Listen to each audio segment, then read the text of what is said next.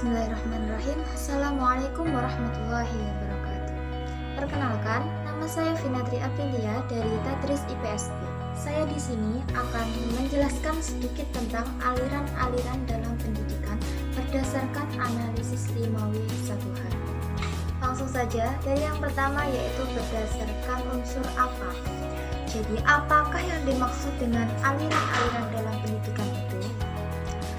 Aliran-aliran dalam pendidikan adalah suatu teori atau paham yang diikuti oleh pengguna aliran-aliran ini dalam dunia pendidikan. Aliran-aliran dalam dunia pendidikan ini muncul seiring dengan perkembangan hidup manusia. Aliran yang biasa dianut yaitu aliran klasik, yang mana pada aliran ini terdapat 4 aliran. Apa saja itu? Yaitu yang pertama empirisme, kemudian yang kedua nativisme, yang ketiga naturalisme, dan yang keempat yaitu konvergensi. Lanjut menurut unsur yang kedua, yaitu gimana? Dimanakah aliran-aliran ini seharusnya terjadi? Apakah itu di lingkup formal, lingkup non-formal, ataukah di lingkup informal? Baiklah, untuk pertanyaan ini, biasanya penganut aliran klasik mayoritas itu adalah sekolah atau lembaga, biasa disebut dengan lembaga formal. Nah, di Indonesia mayoritas seperti itu karena aliran ini belum mampu untuk mensinergikan yang dididik dengan lingkungannya serta memposisikan yang dididik menjadi subjek pendidik juga, sebagaimana yang dilakukan oleh penganut aliran baru dalam pendidikan. Kemudian yang ketiga yaitu unsur berdasarkan unsur kapan. Kapankah aliran-aliran ini diciptakan atau dilaksanakan? Jadi, aliran pendidikan klasik ini mulai dikenal di Indonesia melalui upaya-upaya pendidikan, terutama di lingkup sekolah.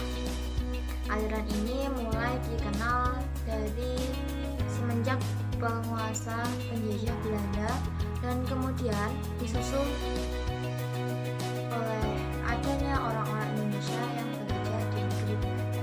Selanjutnya yaitu berdasarkan unsur siapa sih tokoh atau pelopor dan juga ataupun ahli yang menjelaskan mengenai teori ini.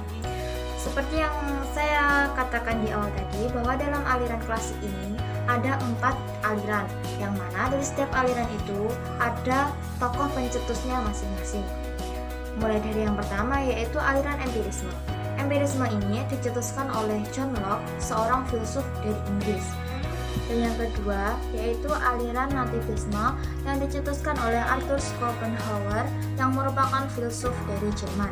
Dan yang ketiga yaitu aliran naturalisme yang dicetuskan oleh Gigi Rousseau yang merupakan filsuf dari Prancis. Dan yang terakhir yaitu aliran konvergensi dicetuskan oleh William Stern, ahli pendidikan bangsa Jerman.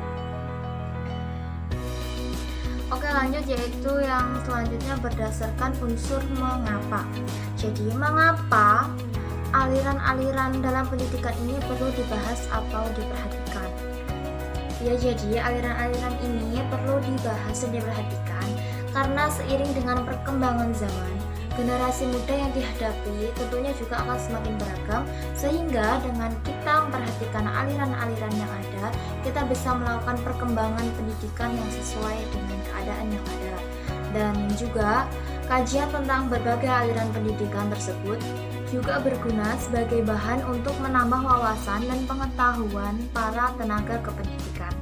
Hal ini sangat penting agar para tenaga kependidikan dapat memahami dan memberikan kontribusi terhadap dinamika pendidikan dalam sebuah kondisi masyarakat. Dan yang berdasarkan unsur yang terakhir yaitu unsur bagaimana. Nah, bagaimanakah aliran-aliran pendidikan itu saat ini? Apakah sudah sesuai dengan konsep awal dan tujuan dari pembuatannya, dan bagaimana juga upaya yang perlu dilakukan jika memang diperlukan adanya evaluasi mengenai aliran-aliran Jadi jawabannya adalah aliran-aliran klasik ini masih berjalan sebagaimana mestinya. Sebagaimana yang kita ketahui bahwa di Indonesia itu kita menganut aliran konvergensi. Karena konvergensi ini merupakan aliran yang lengkap yang merupakan perpaduan antara aliran empirisme dengan aliran nativisme. Baiklah, mungkin cukup sekian sedikit yang bisa saya jelaskan. Apabila ada kurang lebihnya saya mohon maaf. Dan akhirnya wassalamualaikum warahmatullahi wabarakatuh.